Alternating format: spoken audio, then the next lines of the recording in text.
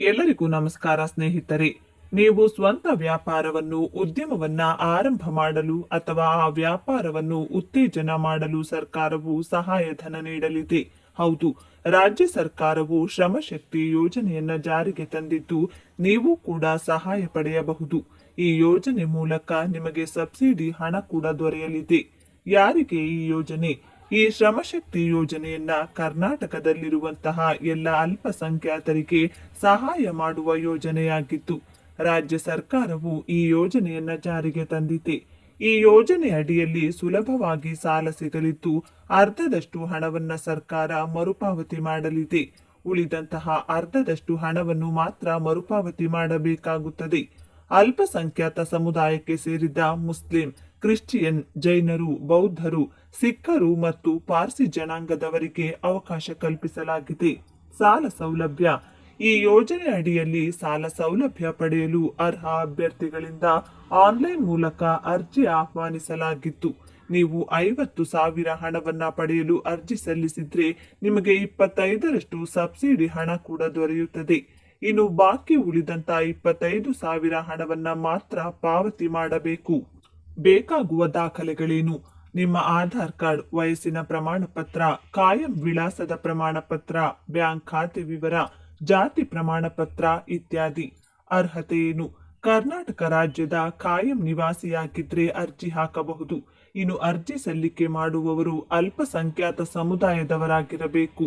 ಇನ್ನು 18ರಿಂದ 55 ವರ್ಷದೊಳಗಿನ ವಯೋಮಿತಿ ಹೊಂದಿದ್ದವರು, ಗ್ರಾಮೀಣ ಪ್ರದೇಶದಲ್ಲಿ ವಾಸ ಮಾಡುತ್ತಿರುವವರ ಕುಟುಂಬದ ಆದಾಯವು 3.50 ಲಕ್ಷಕ್ಕಿಂತ ಕಡಿಮೆ ಇದ್ರೆ ಅರ್ಜಿ ಹಾಕಬಹುದು. ಅರ್ಜಿ ಸಲ್ಲಿಸಿ https://kmdc.online.karnataka.gov.in ಇಲ್ಲಿ ಅರ್ಜಿಯನ್ನ ಸಲ್ಲಿಸಬಹುದು. ಇಲ್ಲದಿದ್ದಲ್ಲಿ ಕೆಎಂಡಿಸಿ ಕಚೇರಿಗಳಿಗೆ ಭೇಟಿ ನೀಡಿ ಅರ್ಜಿಯನ್ನ ಕೂಡ ನೇರವಾಗಿ ಸಲ್ಲಿಕೆ ಮಾಡಬಹುದಾಗಿದೆ. ಜಮೀನುಗಳಿಗೆ ಹೋಗುವ ರಸ್ತೆಗಳಿಗಾಗಿ ಸಾಕಷ್ಟು ಜಗಳಗಳನ್ನ ನೀವು ನೋಡಿದ್ದೇವೆ. ಯಾವ ಜಮೀನುಗಳಿಗೆ ಹೋಗಲು ರಸ್ತೆ ಅಥವಾ ದಾರಿ ಇಲ್ಲವೋ ಅಂತಹ ಜಮೀನುಗಳ ಮಾಲೀಕರುಗಳಿಗೆ ರಾಜ್ಯ ಸರ್ಕಾರ ರಾತ್ರೋರಾತ್ರಿ ಹೊಸ ರೂಲ್ಸ್ ಜಾರಿಗೊಳಿಸಿ ರಾಜ್ಯದ ಎಲ್ಲ ರೈತರಿಗೆ ಭಾರಿ ದೊಡ್ಡ ಗುಡ್ ನ್ಯೂಸ್ ನೀಡಿದೆ. ಇನ್ಮುಂದೆ ಯಾವ ಜಮೀನುಗಳಿಗೆ ಹೋಗಲು ರಸ್ತೆ ಅಥವಾ ದಾರಿ, ಕಾಲು ದಾರಿ ಅಥವಾ ಬಂಡಿ ದಾರಿ ಇಲ್ಲವೋ ಅಂತಹ ಜಮೀನುಗಳಿಗೆ ರಸ್ತೆ ಮಾಡಿಕೊಡಲು ರಾಜ್ಯ ಸರ್ಕಾರ ದೊಡ್ಡ ನಿರ್ಧಾರವನ್ನ ತೆಗೆದುಕೊಂಡಿದೆ. ಯಾವ ಜಮೀನಿಗೆ ಹೋಗಲು ಎಷ್ಟು ಹೊಲಗಳನ್ನ ಅಥವಾ ಜಮೀನುಗಳನ್ನ ದಾಟಿಕೊಂಡು ಹೋಗಬೇಕು ಅಂತಹ ಜಮೀನುಗಳ ಮಾಲೀಕರು ಯಾವುದೇ ತಂಟೆ ತಕರಾರು ಮಾಡದಂತೆ ರಾಜ್ಯ ಸರ್ಕಾರ ಹೊಸ ರೂಲ್ಸ್ ಜಾರಿಗೊಳಿಸಿ ಆದೇಶವನ್ನ ಹೊರಡಿಸಲಾಗಿದೆ. ಜೊತೆಗೆ ಕೋರ್ಟ್ನಿಂದಲೂ ದೊಡ್ಡ ತೀರ್ಪನ್ನ ನೀಡಿದೆ. ಬನ್ನಿ, ಹಾಗಿದ್ರೆ ನಮ್ಮ ಜಮೀನುಗಳಿಗೆ ಹೋಗಲು ರಸ್ತೆ ಅಥವಾ ದಾರಿ ಇಲ್ಲ ಅಂದ್ರೆ ಹೇಗೆ ಮತ್ತು ಎಲ್ಲಿ ಅರ್ಜಿಯನ್ನ ಸಲ್ಲಿಸಬೇಕು, ಯಾವಾಗ ಬಂದು ನಮಗೆ ರಸ್ತೆ ಮಾಡಿಕೊಡ್ತಾರೆ, ಎಷ್ಟು ಅಗಲ ಮತ್ತು ಎಷ್ಟು ಉದ್ದದವರೆಗೆ ಮಾಡಿಕೊಡ್ತಾರೆ, ಎಷ್ಟು ದಿನಗಳಲ್ಲಿ ಕೆಲಸ ಪೂರ್ಣಗೊಳ್ಳಲಿದೆ ಎನ್ನುವಂತ ಕಂಪ್ಲೀಟ್ ಮಾಹಿತಿಯನ್ನ ಈ ವಿಡಿಯೋದಲ್ಲಿ ನೀಡಲಾಗಿದ್ದು, ನಿಮ್ಮ ಜಮೀನುಗಳಿಗೆ ಹೋಗಲು ರಸ್ತೆ ಅಥವಾ ದಾರಿ ಇಲ್ಲದಿದ್ರೆ ಅಥವಾ ಯಾವುದೇ ಜಮೀನುಗಳ ಮಾಲೀಕರ ತಂಟೆ ತಕರಾರು ಇದ್ರೆ ವಿಡಿಯೋವನ್ನ ತಪ್ಪದೆ ಕೊನೆವರೆಗೂ ನೋಡಿ. ಭೂ ಸ್ವಾಧೀನ ಕಾಯ್ದೆ ಬಂದ ನಂತರ ಕಾಲು ದಾರಿ ಅಥವಾ ಬಂಡಿ ದಾರಿ ಬಹಳ ವರ್ಷಗಳಿಂದ ಇದ್ರೆ ಅದನ್ನ ಮುಚ್ಚಿ ತಮ್ಮ ಸ್ವಂತ ಜಮೀನು ವಶಪಡಿಸಿಕೊಂಡಿರುವವರು ಸಾಕಷ್ಟು ಜನ ಇದ್ದಾರೆ. ಇದರಿಂದಾಗಿ ತಮ್ಮ ಜಮೀನಿಗೆ ಹೋಗಲು ಸಾಧ್ಯವಾಗದೆ ರೈತರು ಕಷ್ಟಪಡುವಂತಾಗಿದೆ. ಆದರೆ ಈಗ ಸಾರ್ವಜನಿಕ ರಸ್ತೆ ರದ್ದಾಗುವುದಿಲ್ಲ ಎಂದು ಹೈಕೋರ್ಟ್ ತೀರ್ಮಾನ ನೀಡಿದೆ. ತುಮಕೂರಿನ ಎಎಂಪಿಸಿಗಾಗಿ ಜಮೀನು ಸ್ವಾಧೀನಪಡಿಸಿಕೊಳ್ಳಲಾಗಿತ್ತು. ನಂತರದ ದಿನಗಳಲ್ಲಿ ಅಲ್ಲಿಯ ಕಾಲು ದಾರಿಯನ್ನ ಮುಚ್ಚಲಾಗಿತ್ತು. 2019 ಫೆಬ್ರವರಿ 5ರಂದು ಎಪಿಎಂಸಿಗೆ ನೋಟಿಸ್ ಕೊಡಲಾಗಿತ್ತು.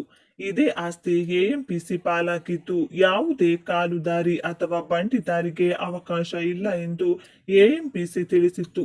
ಹೀಗಾಗಿ ಅದರ ವಿರುದ್ಧ ನೋಟಿಸ್ ಜಾರಿಗೊಳಿಸಲಾಗಿತ್ತು. ಭೂ ಕಂದಾಯ ಇಲಾಖೆ ಕಾಯ್ದೆ ಸೆಕ್ಷನ್ 67ರ ಅಡಿಯಲ್ಲಿ ಯಾವುದೇ ಸಾರ್ವಜನಿಕ ಸ್ಥಳದಲ್ಲಿರುವಂತಹ ರಸ್ತೆಗಳು, ಓಣಿಗಳು, ಬೀದಿಗಳು ಸರ್ಕಾರಕ್ಕೆ ಸೇರಿವೆ. ಅದನ್ನು ಯಾರೂ ಕೂಡ ತನ್ನ ಸ್ವಂತ ಆಸ್ತಿ ಎಂದು ಪರಿಗಣಿಸುವಂತಿಲ್ಲ. ಅದು ಸಾರ್ವಜನಿಕರಿಗೆ ಸೇರಬೇಕಾಗಿದ್ದು ಎಂದು ಹೈಕೋರ್ಟ್ ತನ್ನ ತೀರ್ಪಿನಲ್ಲಿ ತಿಳಿಸಿದೆ. ತುಮಕೂರು ಜಿಲ್ಲೆಯ ಗುಬ್ಬಿ ತಾಲೂಕಿನ ಕೃಷಿ ಉತ್ಪನ್ನ ಮಾರುಕಟ್ಟೆ ಸಮಿತಿ ಅರ್ಜಿ ವಿಚಾರಣೆ ನಡೆಸಿದ ಬಳಿಕ ನ್ಯಾಯಮೂರ್ತಿ ಗೋವಿಂದರಾಜು ಏಕಸದಸ್ಯ ಪೀಠ ತೀರ್ಪನ್ನ ನೀಡಿದ ಭೀಕರ ಭೂ ವ್ಯಾಪ್ತಿಯಲ್ಲಿ ಬರುವಂತಹ ಆಸ್ತಿಗೂ ಪಬ್ಲಿಕ್ ರೈಟ್ಸ್ ರದ್ದಾಗುವುದಿಲ್ಲ ಎಂದು ತಿಳಿಸಲಾಗಿದೆ. ಹಾಗಾಗಿ ಯಾರೇ ಇದು ತನ್ನ ಪ್ರೈವೇಟ್ ಪ್ರಾಪರ್ಟಿ ಎಂದು ಕಾಲುದಾರಿ ಅಥವಾ ಬಂಡಿದಾರಿಯನ್ನ ಮುಚ್ಚುವಂತಿಲ್ಲ. ಹೀಗಾಗಿ ರೈತರು ಇನ್ಮುಂದೆ ತಮ್ಮ ಜಮೀನಿಗೆ ಹೋಗಲು ಕಾಲುದಾರಿ ಇಲ್ಲ ಎಂದು ಯೋಚನೆ ಮಾಡುವಂತಿಲ್ಲ. ಕಾನೂನು ಇದಕ್ಕೆ ಪರಿಹಾರ ನೀಡಿದ್ದು, ಒಂದು ವೇಳೆ ಈಗಾಗಲೇ ಇರುವ ದಾರಿಯನ್ನ ಮುಚ್ಚಲು ಪ್ರಯತ್ನಿಸಿದ್ರೆ ಅಂತವರ ವಿರುದ್ಧ ದೂರು ನೀಡಬಹುದು. ಸಮಾಜದಲ್ಲಿ ವಾಸಿಸುವ ಪ್ರತಿಯೊಂದು ವರ್ಗದ ಜನರಿಗೂ ಆರ್ಥಿಕವಾಗಿ ಕೇಂದ್ರ ಸರ್ಕಾರದ ಯೋಜನೆಗಳನ್ನು ರೂಪಿಸುವುದರ ಮೂಲಕ ಸಹಾಯ ಮಾಡುತ್ತಿದೆ ಎನ್ನಬಹುದು. ಸಮಾಜದ ಪ್ರತಿಯೊಬ್ಬರ ಏಳಿಗೆಯು ಕೇಂದ್ರ ಸರ್ಕಾರದ ಮುಖ್ಯ ಉದ್ದೇಶವಾಗಿದ್ದು, ಇದಕ್ಕಾಗಿ ಪಿಎಂಎಸ್ವೈಎಂ ಯೋಜನೆಯನ್ನ ಜಾರಿಗೆ ತರಲಾಗಿದೆ. ವಿಶೇಷವಾಗಿ ಅಸಂಘಟಿತ ವಲಯದಲ್ಲಿ ಕೆಲಸ ಮಾಡುವವರಿಗೆ ಆರ್ಥಿಕ ಸಹಾಯ ಬಹಳ ಮುಖ್ಯ. 60 ವರ್ಷದ ಆನಂತರ ಆರ್ಥಿಕ ಸಮಸ್ಯೆಯನ್ನ ಅನುಭವಿಸಬಾರದು ಎಂಬ ಕಾರಣಕ್ಕೆ ಕೇಂದ್ರ ಸರ್ಕಾರ ಪಿಂಚಣಿ ವ್ಯವಸ್ಥೆಯನ್ನ ಮಾಡುತ್ತದೆ.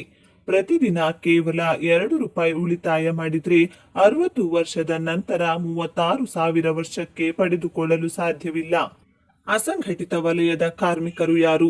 ಬೀದಿ ಬದಿಯ ವ್ಯಾಪಾರಿಗಳು, ಆಟೋ ಚಾಲಕರು, ಚರ್ಮ ಕೆಲಸ ಮಾಡುವವರು, ಮನೆ ಕೆಲಸ ಮಾಡುವವರು, ಬಿಡಿ ತಯಾರಿಸುವವರು ಹೀಗೆ ಮೊದಲಾದವರನ್ನ ಅಸಂಘಟಿತ ವಲಯದ ಕಾರ್ಮಿಕರೆಂದು ಪರಿಗಣಿಸಲಾಗುತ್ತದೆ.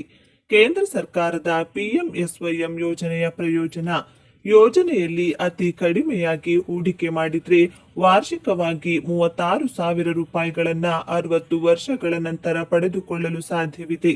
ಇದಕ್ಕಾಗಿ ನೀವು ಪ್ರತಿದಿನ ಕೇವಲ ₹2 ಎತ್ತಿಟ್ಟರೆ ಸಾಕು. ತಿಂಗಳಿಗೆ ₹55 ಹೂಡಿಕೆ ಮಾಡ್ತಾ ಬಂದ್ರೆ ವರ್ಷಕ್ಕೆ 36,000 ಅಂದ್ರೆ ತಿಂಗಳಿಗೆ ₹3,000 ಪಿಂಚಣಿಯಾಗಿ ಪಡೆಯಬಹುದು. ಯಾರು ಅರ್ಜಿ ಸಲ್ಲಿಸಬಹುದು? 18 ರಿಂದ 40 ವರ್ಷದವರು ಅರ್ಜಿ ಸಲ್ಲಿಸಬಹುದು. ಗಂಡ ಹೆಂಡತಿ ಜಂಟಿ ಖಾತೆ ತೆರೆಯಬಹುದು. ಮಾಸಿಕ ಆದಾಯ ₹15,000 ಮೀರಬಾರದು. ಸರ್ಕಾರಿ ನೌಕರಿಯಲ್ಲಿರಬಾರದು. ಆದಾಯ ತೆರಿಗೆ ಪಾವತಿ ಮಾಡುವವರಾಗಿರಬಾರದು. ಅಸಂಘಟಿತ ವಲಯದಲ್ಲಿ ಕೆಲಸ ಮಾಡುವವರಾಗಿರಬಾರದು. ಸರ್ಕಾರದಿಂದ ಸಿಗುವ ಯಾವುದೇ ಪಿಎಫ್ ಅಥವಾ ಎನ್ಪಿಎಸ್ ಮೊದಲಾದ ಯೋಜನೆ ಅಡಿಯಲ್ಲಿ ಪಿಂಚಣಿ ಪಡೆದುಕೊಳ್ಳುವ ಫಲಾನುಭವಿಗಳಾಗಿರಬಾರದು. ಅರ್ಜಿ ಸಲ್ಲಿಸಲು ಬೇಕಾಗಿರುವ ದಾಖಲೆಗಳು: ಆದಾಯ ಪ್ರಮಾಣ ಪತ್ರ, ಜಾತಿ ಪ್ರಮಾಣ ಪತ್ರ, ವಿಳಾಸದ ಪುರಾವೆ, ration card, Aadhaar card, bank ಖಾತೆಯ ವಿವರ. ಅರ್ಜಿ ಸಲ್ಲಿಸುವುದು ಹೇಗೆ? ಪಿಎಂಎಸ್ವೈಎಂ ಯೋಜನೆಯ ಪ್ರಯೋಜನವನ್ನ ಪಡೆದುಕೊಳ್ಳಲು ಹತ್ತಿರದ ಸೇವಾ ಕೇಂದ್ರಕ್ಕೆ ಭೇಟಿ ನೀಡಿ ಮತ್ತು ಅರ್ಜಿ ಸಲ್ಲಿಸಿ. ಹೆಚ್ಚಿನ ಮಾಹಿತಿಯನ್ನ ತಿಳಿದುಕೊಳ್ಳಲು https:/labor.gov.in ಲಿಂಕ್ ಮೇಲೆ ಕ್ಲಿಕ್ ಮಾಡಿ. ನೀವು ಆರಂಭದಿಂದಲೂ ಹೂಡಿಕೆ ಮಾಡುತ್ತಾ ಬಂದ್ರೆ, ಹೂಡಿಕೆದಾರ ಅಕಾಲಿಕ ಮರಣ ಹೊಂದಿದ್ರೆ 60 ವರ್ಷದ ನಂತರ ಈ ಹಣವನ್ನ ಆತನ ಪತ್ನಿಗೆ ನೀಡಲಾಗುವುದು.